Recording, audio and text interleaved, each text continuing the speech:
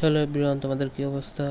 আর আমি আজকে একটি বন্যার রাস্তার উপরে ব্লগ শ্যুট করা স্টার্ট করেছি, যেটা এই বন্যাটা হয়েছে ঢাকা শহরের ভিতরেই, অর্থাৎ মতিঝিল এলাকার দিকে।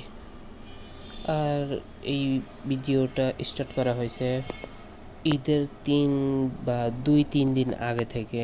মানে আমি এক সপ্তাহ করে ব্লগ নেওয়া স্টার্ট করছি। তো এখানে ওই দিন অনেক বৃষ্টি হওয়ার কারণে একদম বন্যাই হয়ে গেছিল লাস্টে। পরে রাতেও আবার বৃষ্টি পড়ছে। আচ্ছা, যাই হোক, সেটা ব্যাপার না। আর এটা হচ্ছে ঈদ ব্লগ, মানে কোরবানি ঈদ যেটা, ওইটার ব্লগ স্টার্ট করছি আমি, মানে যেটাই বলে। তারপরে পরের দিন সুন্দর মতো হাটে চলে গেছি গরুগুলোকে দেখার জন্য। দেখি গরুর বাজার কেমন, এই গরুগুলো কেমন আছে, একটু তাদেরকে পেজ দেখায় আসি, পেজ। আর এখানে আমি কবুতরটাকে, এই মুরগিটা সামনে আনছিলাম, এই লাফের কামড় দিতেছিল, কারণ আছে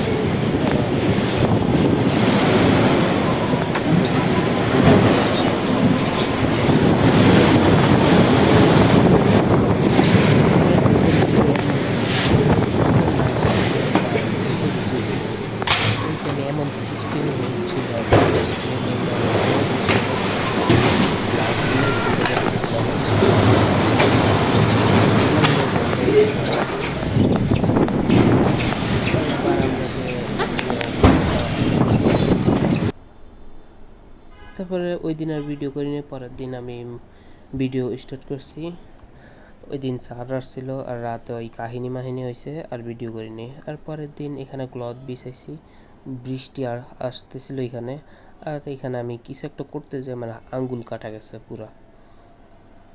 আর আমার ওই দিন, মানে ঈদের আগের দিন এত জ্বর উঠছিল যে 102 মাত্রাও উঠে গেছে, এত জ্বর। এই জন্য আমার ভিডিও করতে অসুবিধা হচ্ছিল। তারপর মুরগির কবুতর বাচ্চাগুলোরে এখানে আনছি যেন একটু তাপ খেতে পারে, তাপ লাগে ওদের গায়ে, এই জন্য কবুতরগুলোকে এখানে আনছিলাম। ওরা সুন্দর মতো তাপ নিচ্ছিল। আর এখানে ওদের মা বাবা দুইজনে ওইখানে ওরা এখানে সুন্দর মতো শয়তানি করতেছে।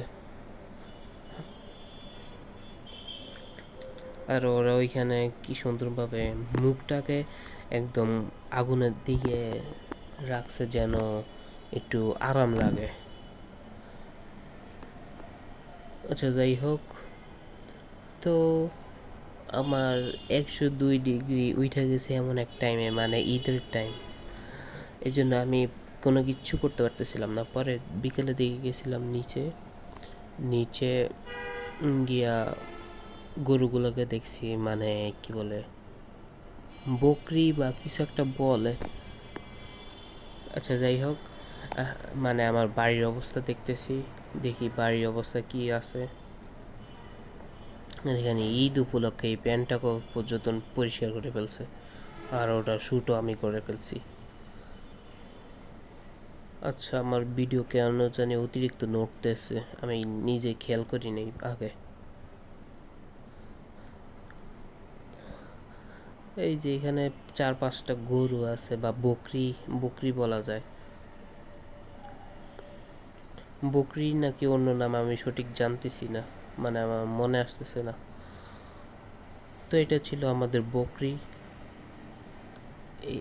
এটাকে সকালবেলা কিনে আনছিল, আমি যেতে পারি নাই। আর এটা হলো বিকেলের শ্যুট।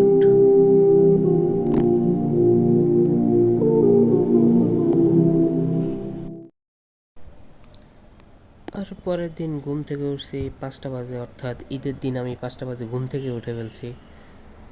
তারপর নামাজ পড়ছি, ফজর নামাজ পড়ছি, আরও যা যা করার দরকার সবই করছি।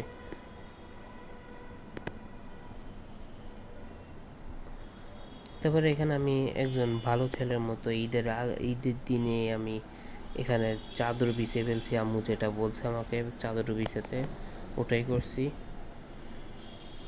তারপর ভালো ছেলের মতো আমি পাঞ্জাবি, যাই হোক, যেটা আমি গায়ে দেবো ওটা আমি বের করে ফেলছি। তারপর সুন্দর মতো আমি আর ওই দিন এত ঠান্ডা লাগতেছিল, মানে ঈদের কয়েকদিন অনেক ঠান্ডা পড়ছে।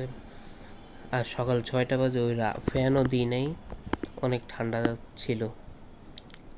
আর গরু দেখে সকালে ভাবলাম আমি গরুগুলোকে দেখতে গেছিলাম, মানে বকরিগুলোকে দেখতে গেছিলাম, দেখতেছি ওরা কান্না করতেছে কেন জানি, আমি এটা জানি না, এটা আমার গবেষণা করতে হবে কেন এইসব হয়।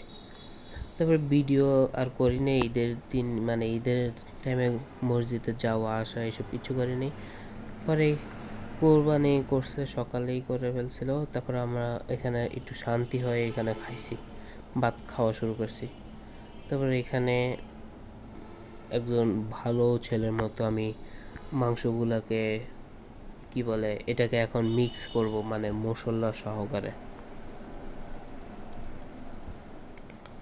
তারপর বিকেলবেলা খিলগাঁও গেছিলাম একটা কারণে, মানে ঈদের দিন যেটাই হয় ওই সব কারণেই। আর এখানে আমি ভিডিও করতেছি কারণ এরা কিছু লোকেরা মানে মানুষের বাসায় থেকে মাংস নিয়ে আসে ঠিকই, পরে এইখানে আসে সেল করে দেয়। এটা আমার কাছে খারাপ লাগছে। পরে বিকেলবেলা মানে আসার টাইমে বাজিঘরে খাবার আনছি, ওদের খাবার ছিল না। আর ঈদের দিন একটা ভালো ছেলের মতো যা যা কাজ করার দরকার ওইসব আমি করছি। আর এটা মানে ভিডিও শেষ পার্ট। আর আজকের মতো বিদায় নিলাম, আল্লাহ হাফেজ।